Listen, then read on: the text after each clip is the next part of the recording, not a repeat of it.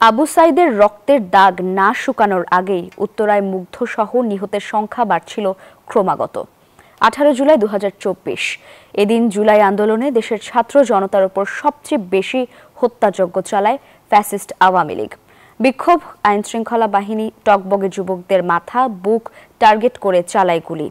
লাশের মিছিল বড় করতে গুলি চালানো হয় হেলিকপ্টার থেকেও। লাশ দিয়ে মর্গ ভরে গেলেও শাসকের মন ভরেনি তখনও। নিহত হন মুগ্ধসহ অন্তত 100 জন। আরো বিস্তারিত জানাচ্ছেন সহকর্মী মাসুদ সুমন। আন্দোলনে এই কথাটি দাগ কাটে সাধারণ মানুষের হৃদয়ে, কারণ ততক্ষণে ঝরে গেছে মীর মুগ্ধের মতো তাজা প্রাণ।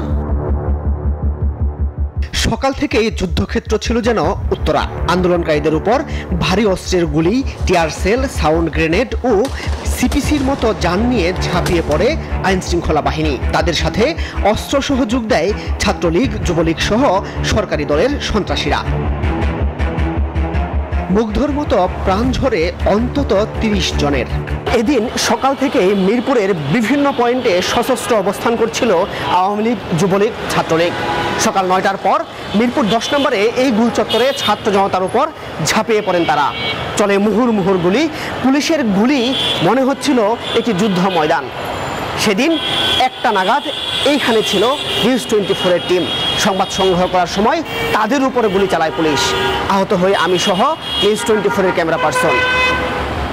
18 জুলাই 2024 দিনটি ছিল বৃহস্পতিবার। কমপ্লিট শাটডাউনে আগের দিন দেশের সকল বিশ্ববিদ্যালয় থেকে ছাত্রলীগ বিতাড়িত করা, মধ্যরাতে যাত্রাবাড়ি সহ বিভিন্ন স্থানে ব্যাপক সংঘর্ষ। তারপর সারা রাত যৌথ বাহিনীর অভিযান, সব মিলিয়ে থমথমে পরিবেশ। আন্দোলন মোড় নেয় কোটি মানুষের অধিকার আদায়ের লড়াইয়ে।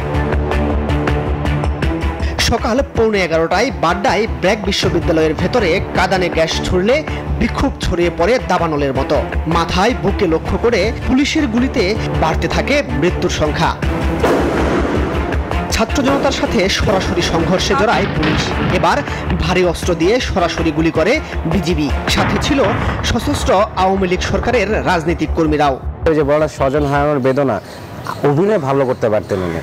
এই স্বজন হারানোর বেদনা এসব কথা বলে গেলে, বাট আসল বেদনাটা কি? একটা মানুষ মারা গেলে চোখের সামনে যখন আপনি দেখেছেন আপনার শিক্ষার্থী ভাই বোন পড়ে যাচ্ছে, রক্ত যখন আপনার হাওমা করে কান্না করতেছে, ওই বেদনাটা উনি কখনো বুঝবেন, এবং উনি রক্ত দেখে হয়তো মজা পেতেন। বিক্ষুব্ধ জনতা 11:15টায় আগুন দেয় বিটিভি ও পুলিশ ট্রাফিক বক্সে। বান্ডেল থাকলে প্রতি সেনমানিতে টাকা বাঁচবে। বিকাশ সেনমানি বান্ডেল কিনে জিতুন প্রতি লেনদেনে। সকাল থেকেই রণক্ষেত্র ছিল মহাখালী, জাহাঙ্গীর গেট, বনানী। ফ্যাসিস্ট সরকার মানুষ হত্যার পৈশাচিক মিশনে শেষ বিকেলে হেলিকপ্টার থেকে গুলি করে ঢাকা ও নারায়ণগঞ্জে শিশুসহ হত্যা করে অন্তত 10 জনকে। যাদের হাতে মোবাইল ছিল, এমনকি হেলিকপ্টার এতটাই কাছে ছিল, আমার বাসা 7তলা, পরে আমি নিচে নেমে যাই, 7তলারও এত কাছের থেকে হেলিকপ্টার উঠতেছিল, মনে হচ্ছে যে ওরা পারে না আমাদের বাসায় এসে এসে গুলি করে দিয়ে যায়। এছাড়া শনিরাখড়া, কাজলা, যাত্রাবাড়ি সড়কে ব্যাপক সংঘর্ষ হয়। হানিফ ফ্লাইওভারে টুল প্লাজায় আগুন ধরিয়ে দেয় ছাত্র জনতা। আন্দোলন চলে সারা দেশে, আহত হয় অন্তত 500 জন। সাংবাদিক সহ নিহত হয় সরকারি হিসেবেই 31 জন। ছাত্র জনতা বলছে এর সংখ্যা অন্তত 100-র উপরে। মাসুদ সুমন, নিউজ 24, ঢাকা।